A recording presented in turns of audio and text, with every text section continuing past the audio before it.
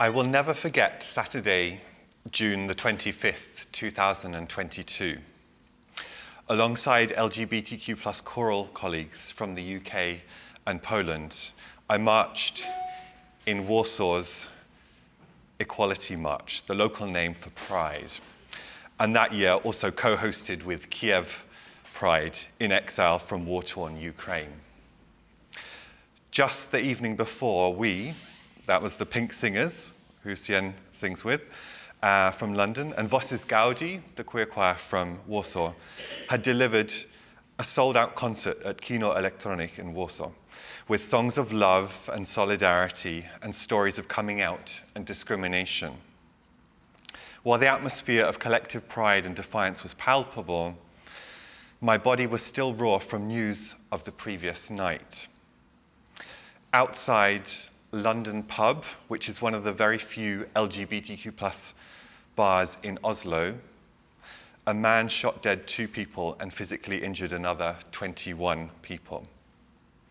And already that morning, my choir in Trondheim began to mobilize and co-organize what would become the only permitted vigil in Norway.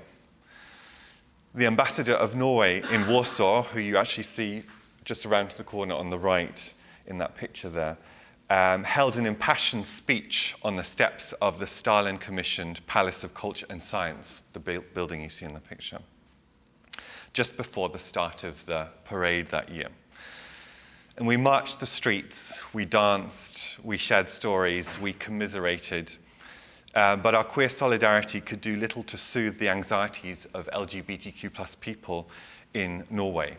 Suddenly, afraid to display flags and instructed by the police, the Norwegian police, seemingly uneducated in all things queer, to hide their queerness for their own safety.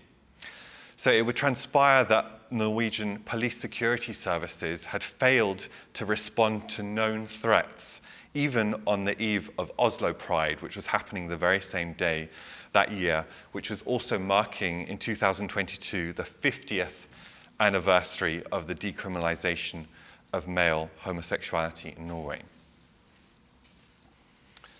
So that's just a little intro that I wanted to share with you. Here is me on the streets of Rome. You might recognize that particular landmark, the Spanish Steps. I'm a professor in ethnomusicology, as already announced, in Norway. My work as a researcher has focused very much on the relationship between music and politics. I'm very much interested in how music can be a way of articulating political concerns, especially as minority groups, very much influenced by civil rights movements, so from the 1960s onwards. And I've been working on a project with LGBTQ+ choirs in London, Warsaw, and Rome for the last 8 years, where I've been participating in rehearsals, singing in concerts, and interviewing members, analyzing musical performances, and also understanding that within larger activist movements, understanding how choirs play a role in asking for, demanding for LGBTQ+ rights in those cities and beyond. And as I said before, when I moved to Trondheim 7 years ago, I was invited to help build our local queer choir, which we've now called Kor Hen, which has a particular wordplay in the Norwegian context. So I see myself very much as a scholar, a researcher, but also as a musician. I've grown up playing violin and singing in choirs for a lot of my life, but also as an activist. So I have this kind of messy identity, and I don't see those things as separate entities with different hats. They all come with me all at the same time. So what I wanted to talk about in today's presentation was just give a kind of history. I think Sien touched upon this in his presentation too, a bit about where these choirs come from, LGBTQ+ choirs. I want to show where they kind of come from, where we can think about them as part of kind of wider community music movement. And I want to propose then that we can think about LGBTQ+ choirs as doing a particular kind of work, which is what I would call public pedagogy, so educating wider publics.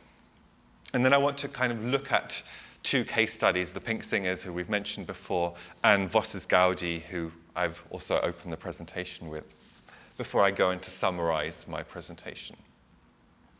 So let's take a little historical look. A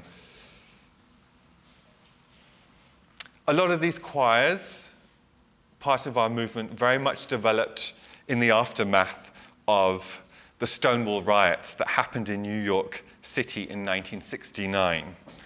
And this movement brought about a whole new way of thinking of LGBTQ+ rights, very much focusing on visibility, going on the streets, declaring your sexuality, your gender identity, and very much also inspired by the civil rights movement.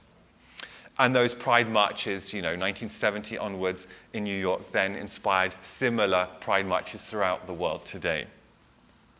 So one of the first choirs we know is the Anacrusis Choir that was formed in Philadelphia. That was a women's lesbian choir.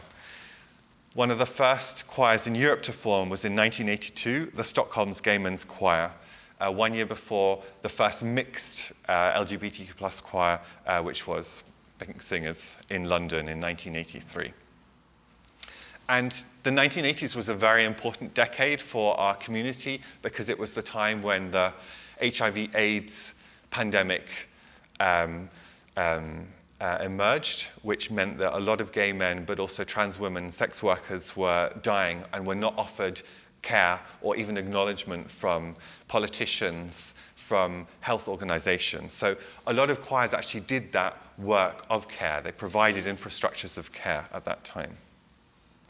And today, we often think of the world, many parts of the world, as having created a lot of visibility and acceptance of LGBTQ+ people.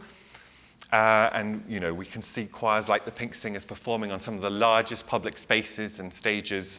And yet, in the last 10 years, there's been quite a backlash from not only populist far-right parties, but also gender-critical lobbies within the so-called left movement as well, particularly targeting trans people. And this is just one example of evidence we have of a change, especially since Brexit happened in the UK as well, that there's data that reveals increasing amounts of homophobia, transphobia. And what we see actually in the last 10 years of a growing emergence of choir, especially in younger generations as well. And here I've just put up a map which is offered by Legato, which is the European umbrella organization for LGBTQ+ choirs. And there you see various choirs throughout the continent there. Unfortunately, my choir in Trondheim, which is up here, isn't actually on the map because we haven't paid our fee yet. It's in the pipeline. It's in the pipeline. So I just wanted to say a bit about this idea of community music. Who's heard of this term before, community music? Yeah. It's something that we kind of recognize ourselves under. So I just wanted to share with you some scholarly work that has tried to understand, well, what is community music? What do we do? What makes us special?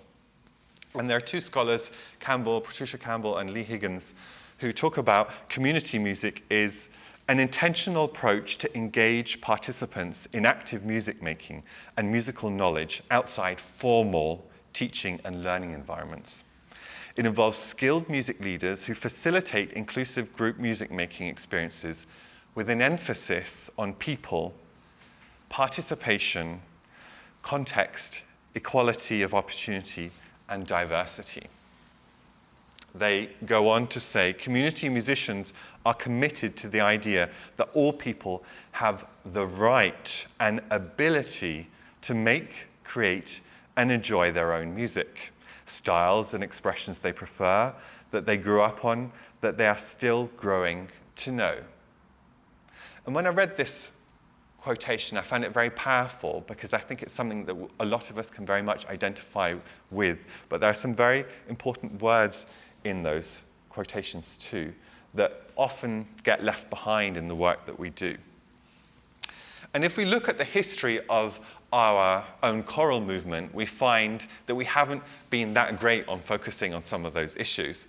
So if I turn to a particular scholar, Andre de Quadros, who's a mastermind in choral activism. He's very famous, does a lot of workshops throughout the world, and he's published quite a lot on these topics. He writes, actually, that choral music's early history, stretching through to the second half of the last century, so the 20th century, largely served white, middle-class interests and social norms. So he notes that actually choral singing, our tradition of choral singing, has had a history of actually serving particular groups in our society very well and actually kind of maintaining certain social ideas and structures and hierarchies. But he notes that especially since the 1960s, there's been a new kind of global choral tradition that has done something quite different. And he says, protest, advocacy and mobilization on community issues are central to the ways in which choirs have constructed their mission. And we can probably recognize that in a lot of the work we do, especially the work that you're doing, Sien, as well. So where do LGBTQ plus choirs fit into this whole dynamic? Well, there are quite a few studies that have been done, 2 very big books, one by Heather McLaughlin, working in a North American LGBT plus choral context, and she's written that choristers continue to uphold the values of a choral singing tradition, while at the same time they're expanding its boundaries and redefining its purpose. So this highlights to us the ways in which choirs, they come with a particular baggage and heritage, but actually they're quite malleable traditions. We can do a lot with them to serve our own community purposes. Julia Balen, who's someone else who studied choral, LGBTQ plus choral traditions in the North American tradition, writes that queer choruses do as much work to heal and empower those who sing in them as they do to create change in the larger culture. So here you can hear how Balen very much focuses on 2 aspects of our choirs. They do what I would call a kind of in-reach work, as well as an outreach work. So in terms of in-reach for our choirs, they provide LGBTQ plus spaces that are maybe safer for us, spaces that we might have seen disappear, especially through gentrification of cities. We've lost certain gay bars, for example, in city centres, and how digital media communications, people using apps in order to socialize instead of actually meeting up in spaces. We offer something else, meeting in physical spaces.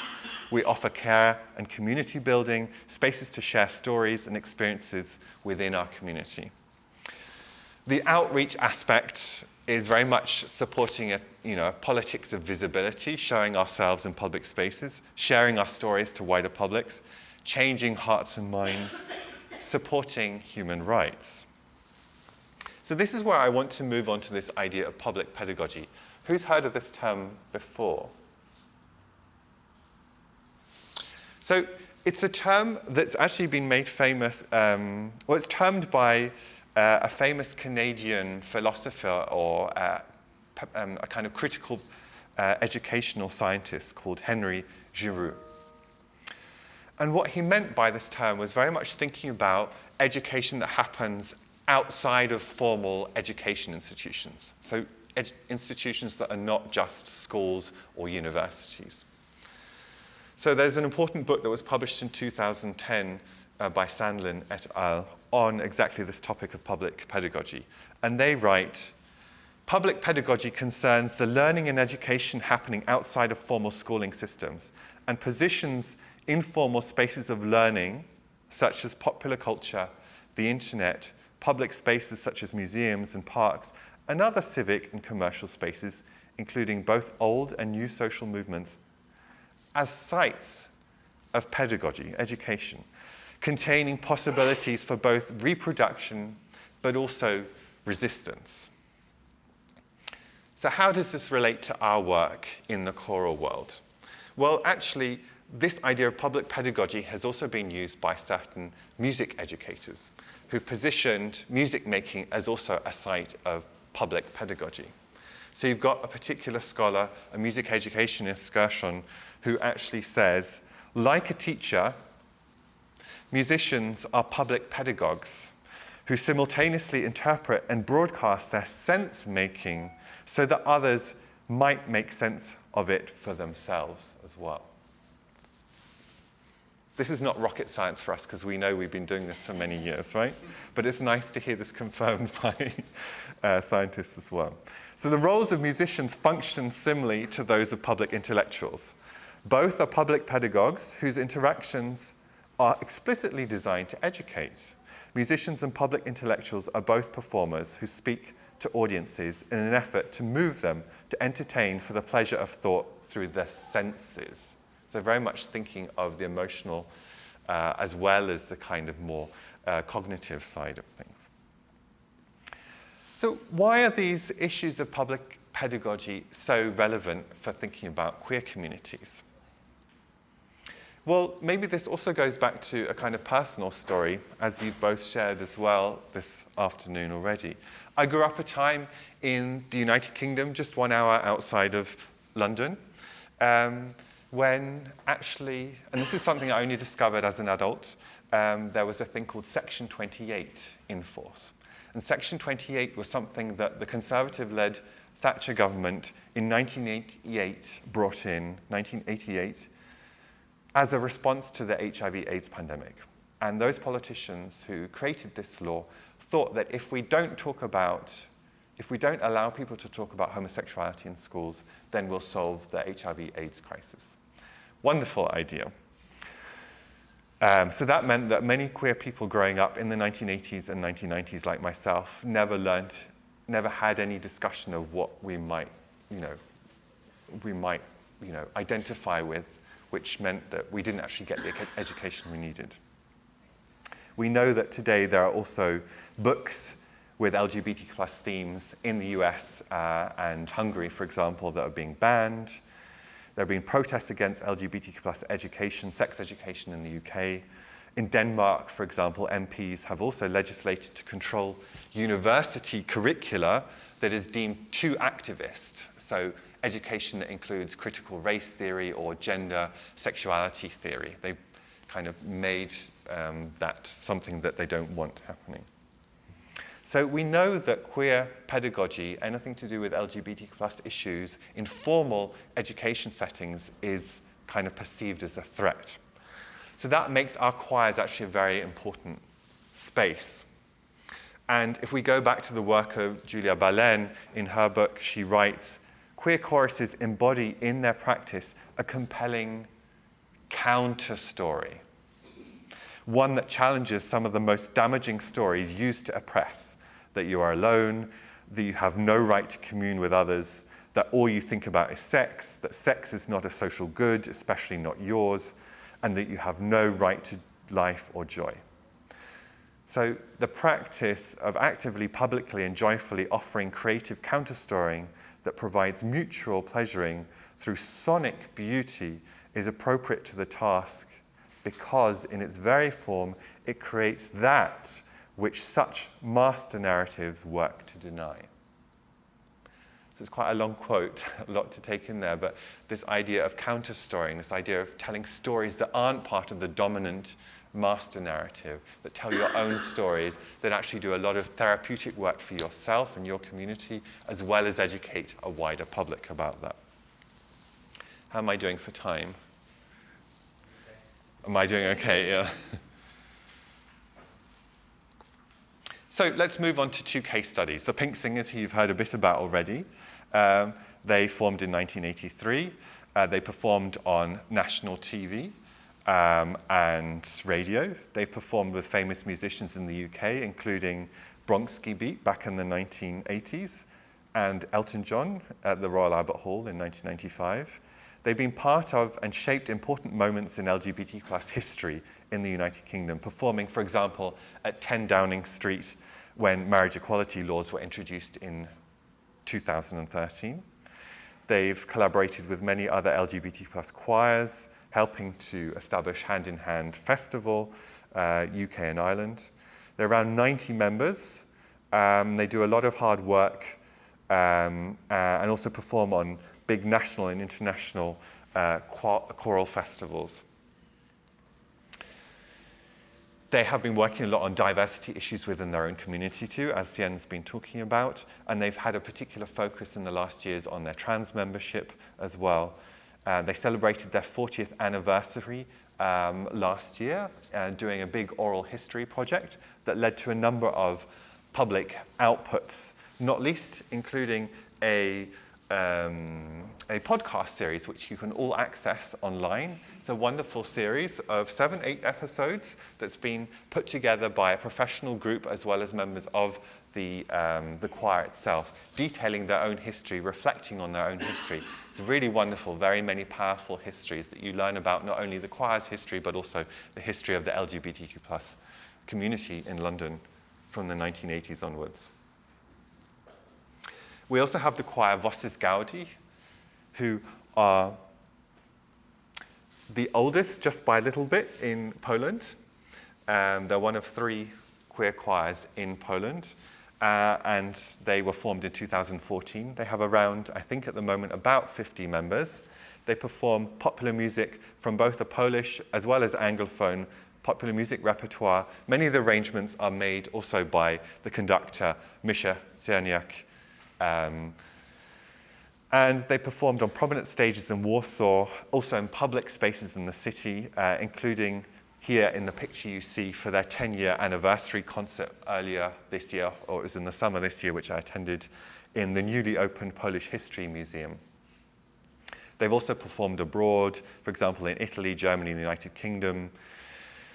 And much of their existence has been during a very difficult time for LGBTQ plus communities in Poland. It was the time when, since 2015, when the far-right party Prawo i Sprawiedliwość, so Law and Justice Party, which made it particular party policy to demonize LGBTQ plus people.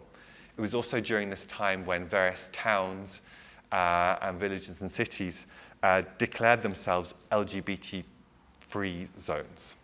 So it became very politicized to actually do your visibility politics at that time. So public performances by the choir were very powerful. They embarked, for example, one project they did in the last couple of years was a tour of 4 Polish cities in solidarity with local LGBTQ plus communities to spread their message of acceptance and tolerance. They also featured in a documentary broadcast on the French-German channel Arte in 2022.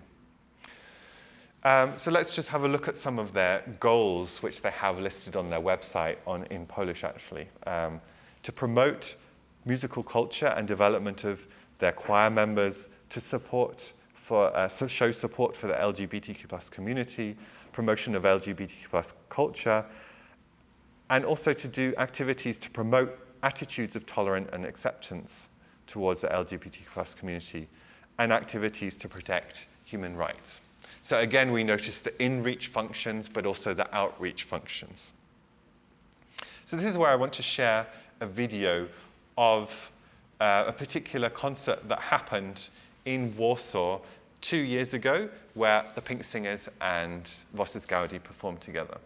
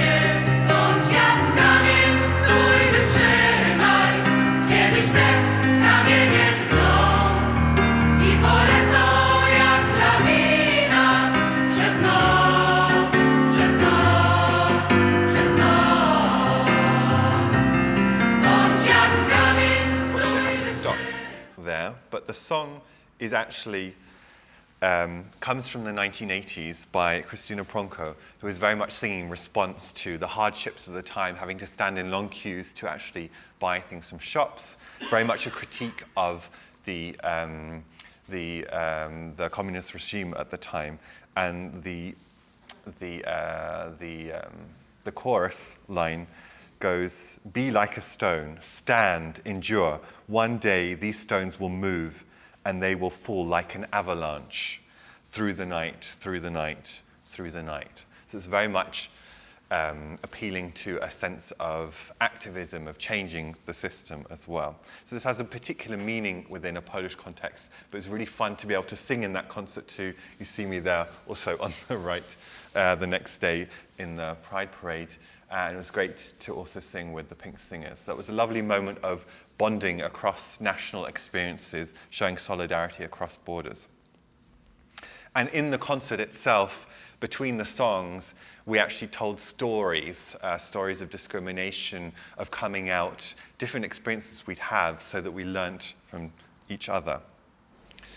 So let's think of these two choirs and the work that they do as very much the work of public pedagogy. They provide safer spaces for LGBTQ+ people. They offer opportunities for mutual learning across LGBTQ+ experiences, across generation, gender, class, ethnicity, etc. They act as sites of pedagogy about LGBTQ+ issues, especially things like sexual health. If you go to the podcast series, there's a lot in the 1980s that the Pink Singers were doing in order to deal with the HIV/AIDS pandemic about sexual health. But to educate the wider publics about LGBTQ+ history, perform solidarity with other LGBT+ communities, and teach each other about local histories as well. So just to kind of summarize what our choirs are doing, this is from a publication of mine from last year, which is available online actually. We offer musical asylums to those of us living with mental health issues and those of us rejected by families and society. By demanding public attention and resources, we in turn have a degree of agency to transform society and welfare infrastructures. And in committing to collaborations and inviting wider society to sing along, we offer solidarity to those of us more marginalized than ourselves. So let's just go back, this is the summary. Let's just go back to this idea of public pedagogy. When state institutions fail to provide adequate education on queer people or sexual health, or provide adequate physical and mental health resources, or in my case in the Norwegian context, in June 2022, couldn't respond to known threats in our community, then our choirs, LGBTQ+ choirs, pick up these pieces and do that work, both for their own communities and for wider public. So if we go back to Sandlin, the people thinking about public pedagogy before, they ask us, or they say, public pedagogy implores teachers, researchers, scholars, activists, artists, and theorists to reconsider their foundational understanding of what counts as pedagogy, of the potentially hidden pedagogies at play in their practice, and how and where the process of education occurs. So in a way, they're inviting us as community musicians to reflect on what our choirs provide pedagogically that isn't being provided in other contexts in people's lives. So I'll leave us with a personal reflection from an article of mine that is coming out later this year. And it's very much based on my experience at the Pan-European LGBT+ Choral Festival, Various Voices, which took place in Bologna last June 2023 in Italy. On Sunday afternoon, I leave Bologna with a sense of joy, exhaustion, melancholia. As I make my way back to Norway, I marvel at the ways in which queer choirs offer spaces of informal music participation for those of us who might feel excluded from normative institutional music making. I am in awe at how queer choirs have taken on the role of teaching our communities about our histories, our own sexual health, our own rights when formal education institutions fail. I am touched by those articulations of solidarity and creative critique when queer choirs dare to take the public stage and offer queer pedagogies for sometimes unassuming, sometimes hostile audiences. I delight in how queer music groups have taught me to unlearn my investment in modernist aesthetics and recognise how music making might aspire to something more than simply sounding good.